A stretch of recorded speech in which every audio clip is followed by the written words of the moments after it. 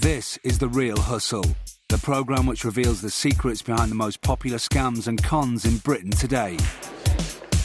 Hustlers Alex, Jess and Paul have been travelling the country to demonstrate to our hidden cameras exactly how the cons work, to make sure you'll never get cheated again.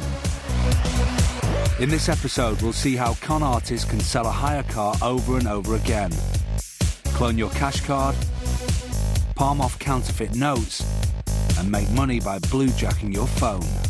Remember, all the people in this show have been hustled for real, and after they were given their money back, they agreed the footage could be shown so that you can avoid being ripped off by the same scams. This is The Real Hustle. Hustlers Paul and Alex have hired a nice shiny silver car, but it's not because they fancy going for a spin. In fact, they're going to use it to demonstrate a scam that is catching out unwary car buyers across the country. They start off by changing the number plates to fake ones and removing any hire company stickers from the car and the keyring. They don't want to leave any evidence that could lead back to them after this scam has finished, because this scam is going to leave a lot of people feeling very angry indeed. This is the hire car scam. The guys drop off the car at an empty house they have taken over for this scam. They have put an advert in the paper offering this 12 grand car for £7,500. They're hoping to tempt their mark with the promise of a bargain. Jess is going to be running the hustle. She's playing a young mum who's been dropped in at the deep end. She's brought a box of toys and Alex has left a child's bike in the drive. These props will come into play later. Alex and Paul have done their part for now, and they promptly leave.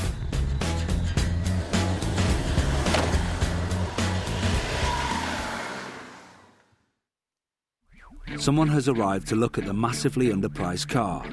We have a mark. Now, you may be thinking that it's impossible for the hustlers to actually sell this motor. After all, they don't have any of the ownership documents, and won't the hire company miss it after a couple of days? Just how does this hustle work? Let's watch it unfold. Hi.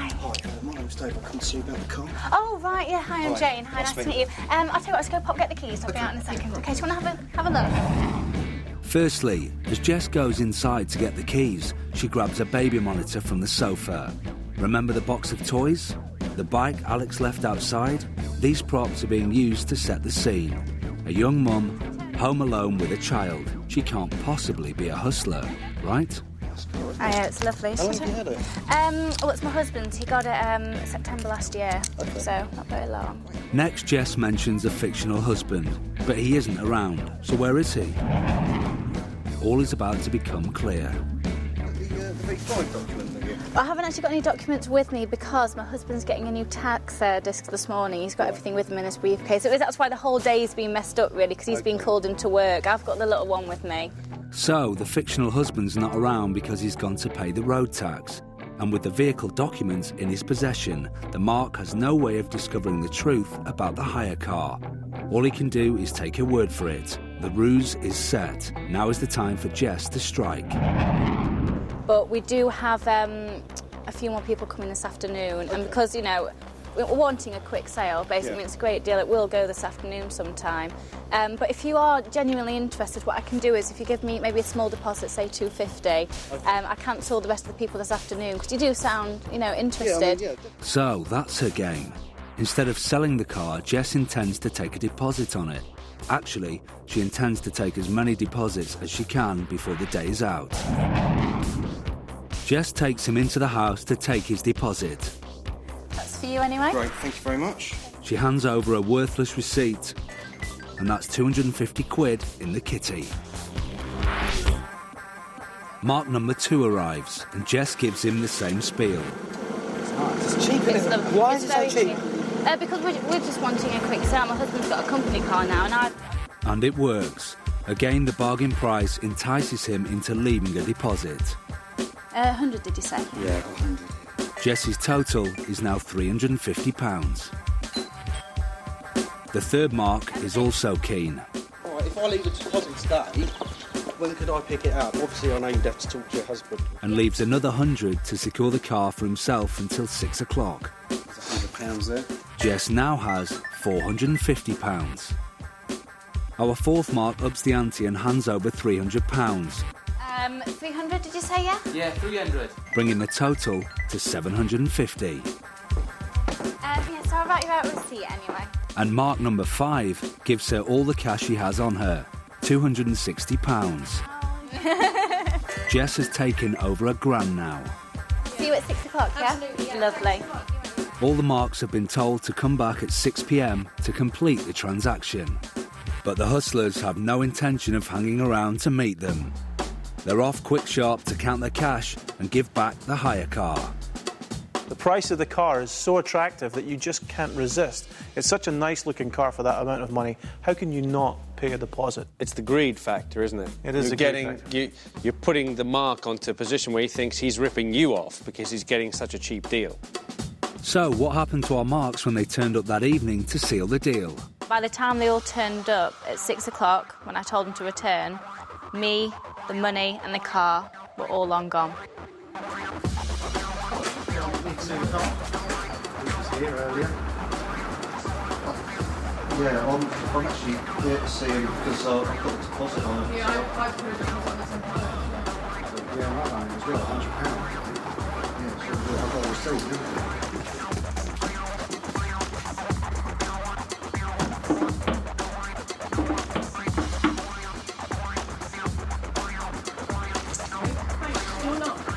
Do you live here?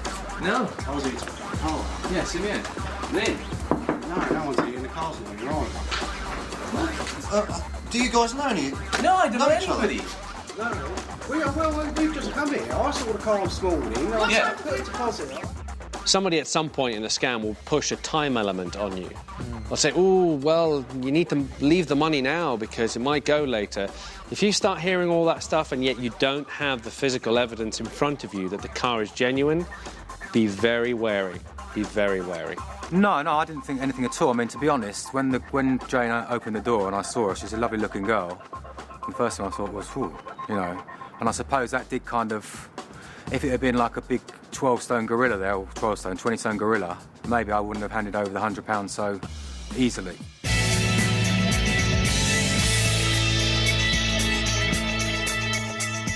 Counterfeiting's a serious crime that can affect individuals and businesses of all kinds. In 2004, around 325,000 counterfeits were taken out of circulation. Now, another way of putting that is to say that there are about 6,000 genuine notes for every counterfeit. But of course, counterfeiting is a very serious crime, so nearly every one of those counterfeits represents a crime. You know, it's one thing being able to create good counterfeit money, but it has to stand up to some kind of inspection. But what would be really clever is to pass the money in such a way that it's not inspected. And that's exactly the kind of scam that a good hustler will come up with to avoid having the counterfeit money checked at all. Paul has come to this corner shop to demonstrate a scam that's losing unaware shopkeepers thousands of pounds a year. The shop's been rigged with our hidden cameras to cover the action. Good evening, sir. This is the Counterfeit Cash con. Scan it for you. Shopkeepers who operate tills are constantly on the lookout for fake notes. But here's a trick that all shop owners should definitely be aware of. Paul's about to demonstrate how he could pass counterfeit notes if he wanted to. Paul buys some chewing gum and a cheap DVD. You'll see what the DVD is for in a minute. Can you break that? Yes, sure. Sorry, it's a big one. Paul pays the shopkeeper with a genuine £50 note. Now keep your eye on Paul's left hand. Did you see it? He slips some notes from his pocket under the DVD box. The shopkeeper gives Paul his change. It's 2 20s and some coins. Thank you very much. As he distracts the shopkeeper by dropping his change, Do you have any 10s as well? Would that be okay? For you. Paul swaps the real notes that just came out of the till for his own special 20s. And because the normally cautious shopkeeper thought those notes had just come out of his own till, he swaps them for genuine tenors without question. The shopkeeper was lucky, but if Paul wanted to, he could have just walked away with £40 in profit at the shop's expense. A lot of people might be tempted to throw away a counterfeit, but because it's a crime, it's very important, I think, that they hand them into the police or hand them into their local bank or post office so that actually we can collect the evidence about the counterfeits to help us understand what's going on better.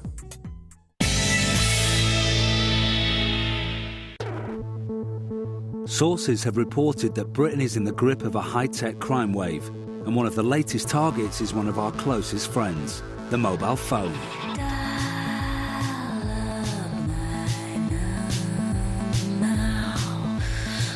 Experts have discovered a security flaw in some of the most popular Bluetooth-enabled phones that allows others to hack into your handset and take control of it.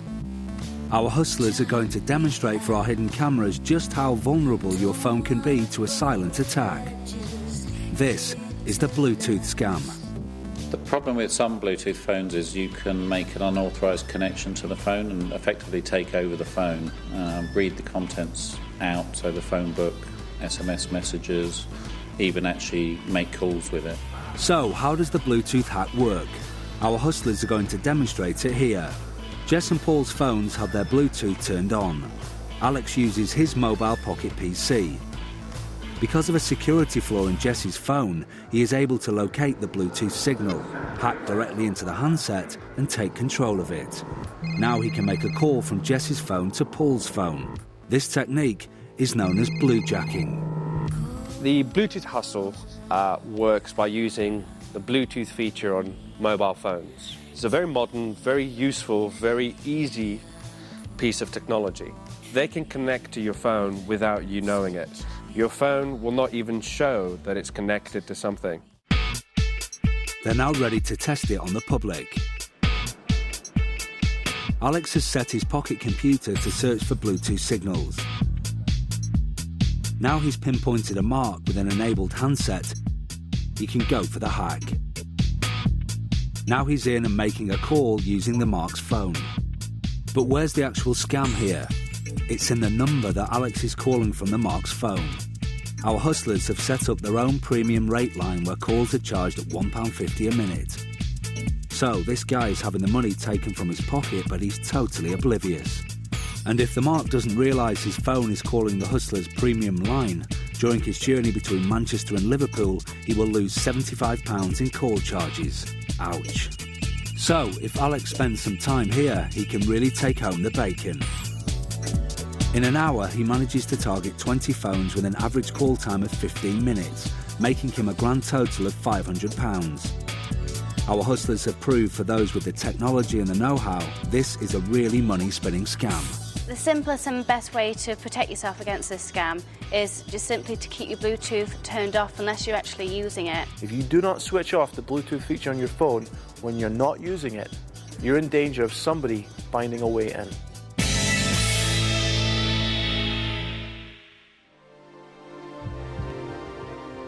This is a really interesting bet because it looks like a magic trick, but in actual fact we use it to steal money from the till. People often like to perform tricks at bars. Barmen do tricks themselves to amuse their guests. But my advice would be, when those tricks start involving cash, just keep your wits about you and be a bit wary.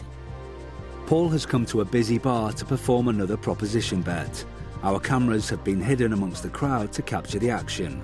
He's been entertaining the punters at the bar with a few simple magic tricks and has got a bit of a crowd together. He doesn't know it, but this barman is about to be fleeced for £40. Just watch how this hustle works. They ever do it for money? Not really. You want to see something for money? I mean, I'm not gambling, mate. No. Oh, come on, it's just for a little bit. All right. I promise you, right. if I can do it, it is the most amazing thing you've ever seen. Okay, let's go. Go to the till, Okay. take out a £20 note, bring it here.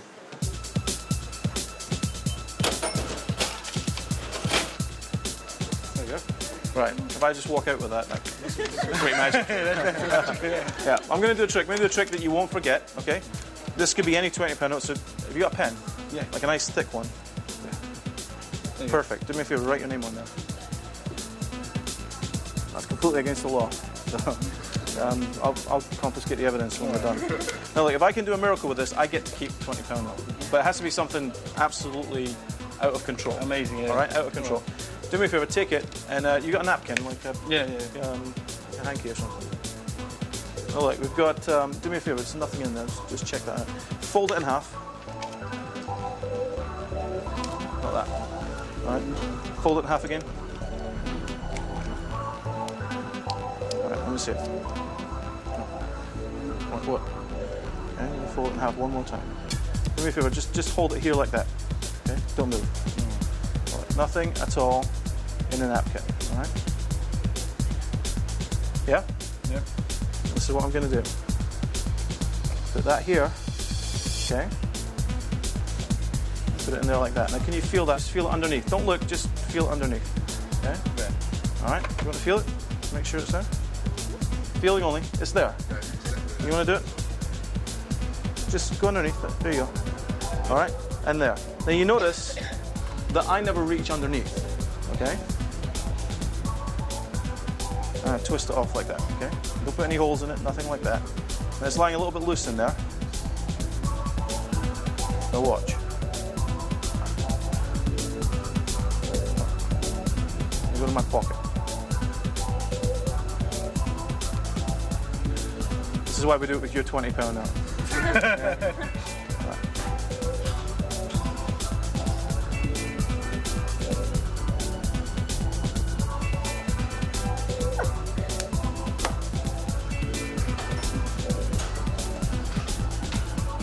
How are you feeling now? I told you it's a trick you'd never forget, right? I mean, exactly. At the beginning, what, a couple of minutes ago, you went to the till, you took out a £20 note, you wrote your name on it, it went in there. We all checked it was in there first, and then we burned it. There's no way anything else could have happened. Nah. Do me a favour. Go back to the till. Take out a £20 note and see what's written on it.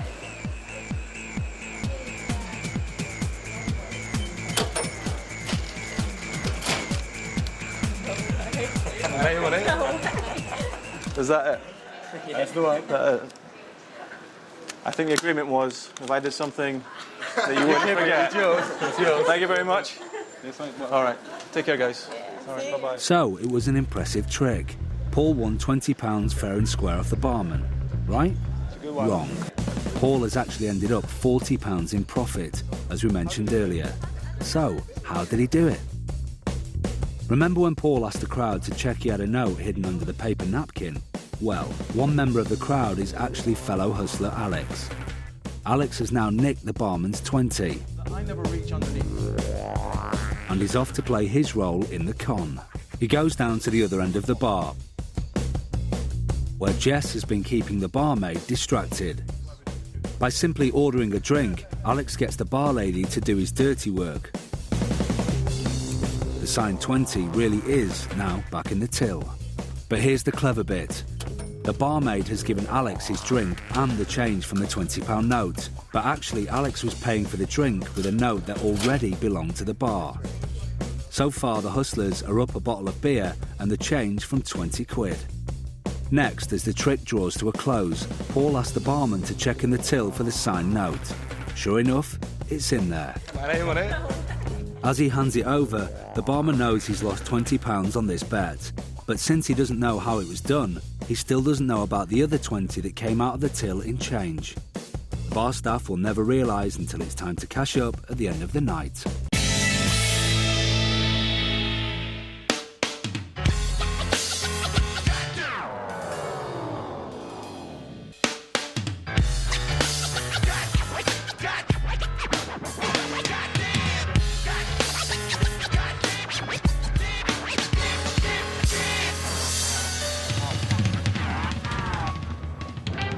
Pinch and push is a technique where the pickpocket pinches the surface of your jeans and then with another finger pushes up against your wallet. And because your wallet is between your jeans and you don't feel the pinch.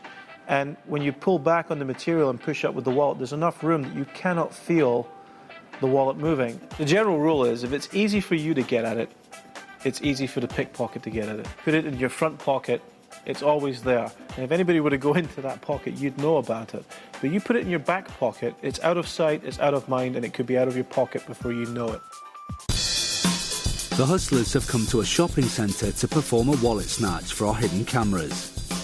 This is the pinch push pocket pick. Notice how they take up strategic positions. Paul is the pickpocket who will perform the dip. He's stationed in the area below the escalators. And Alex will be the runner. He's in position at the top of the escalators. All they need now is a mark. And there he is. That's their mark. Sorry, mate. Paul pretends to bump into the mark and apologises for nudging him. This is the key manoeuvre. He's pinched the mark's back pocket and pushed his wallet up. That's why it's called the pinch push. Now the wallet's ripe for the plucking. As Alex the runner approaches down the escalator, Paul makes his move. And there it is. Alex is off undetected and the mark is one wallet poorer. Terrible place to put something. It's a terrible place to put anything of value. If you put something in your back pocket, someone's going to take it.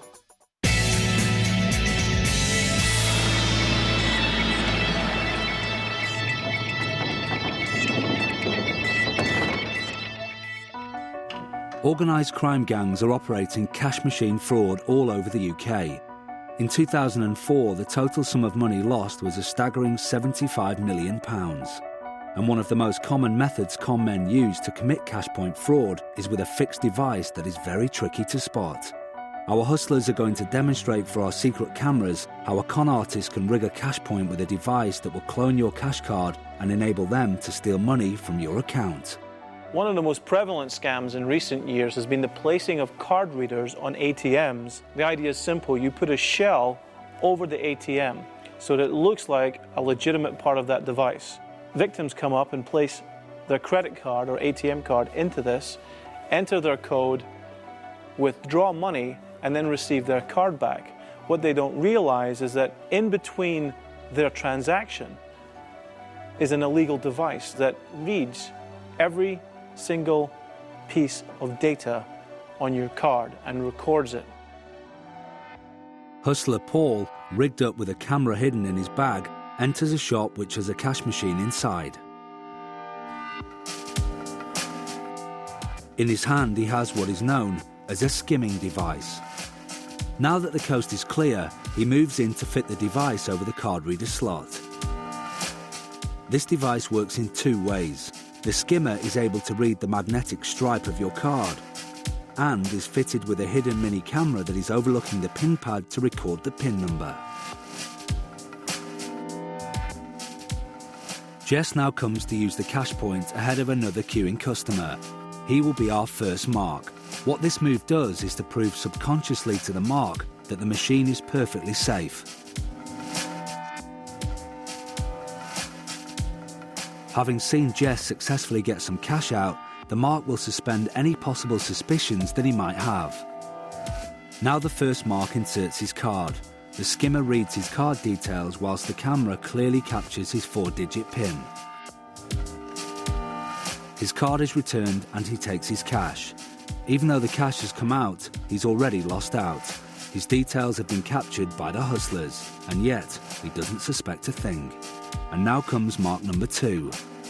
Again, the machine reads the magnetic stripe on his card and the camera records his PIN. Once our second mark has collected his cash and left the shop, Paul will move in to collect the skimmer.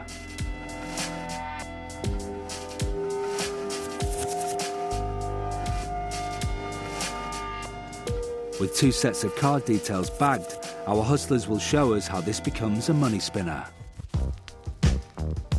Essentially, the next step after having read the cards and taken the device off the cash machine is downloading all the information from the card reader onto a laptop.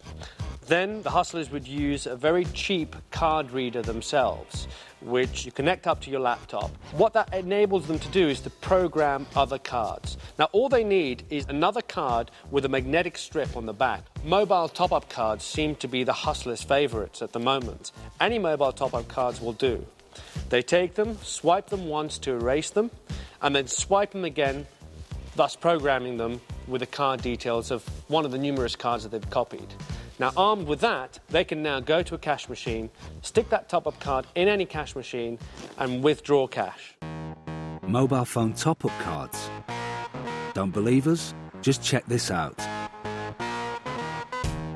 Alex is now going to use this clone card in this ATM. He inserts the card.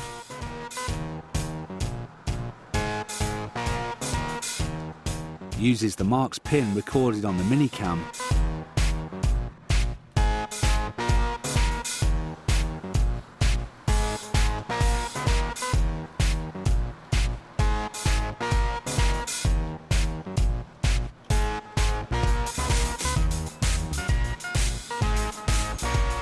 and manages to withdraw this £100 cash.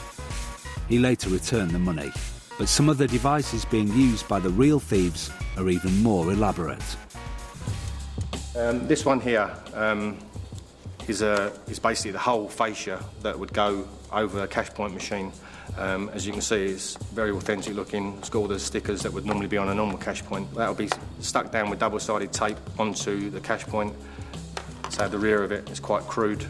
You can see that it's all bits of electronics stuck in with different forms of like Airfix and Airfix type glue, made up of bits of card. You can see all the bits of card they use to create the slots. And to the top of the ATM, they'll put normally something like this. Inside here, you have a little pinhole camera, and there's certain bits of electronics that they've stripped out of cameras and what have you, and that takes a picture of you putting your PIN number in. There's a couple of things you should definitely watch out for when you're using your cash card at any cash machine anywhere in the world. Number one, if there's anything protruding, sticking out, looking suspicious anywhere near where the card slot is, do not use that machine. Try and find another one. And number two, and most importantly of all, always shield your PIN. Remember, if hustlers get what's on the back of a magnetic strip, they cannot use it without your PIN number. So that's it for this week. Our hustlers have sold a hire car over and over again, made premium rate calls on other people's mobiles, and cloned some cash point cards. But don't worry, all the people who got ripped off were given their money back. Just remember the rule of the real hustle. If it sounds too good to be true, it probably is. Saturday's film is Under Siege at 9 here on BBC Three. Mr. Seagal and his ponytail star in that. Next tonight, Kiss Ass Miracles shows you a thing or two.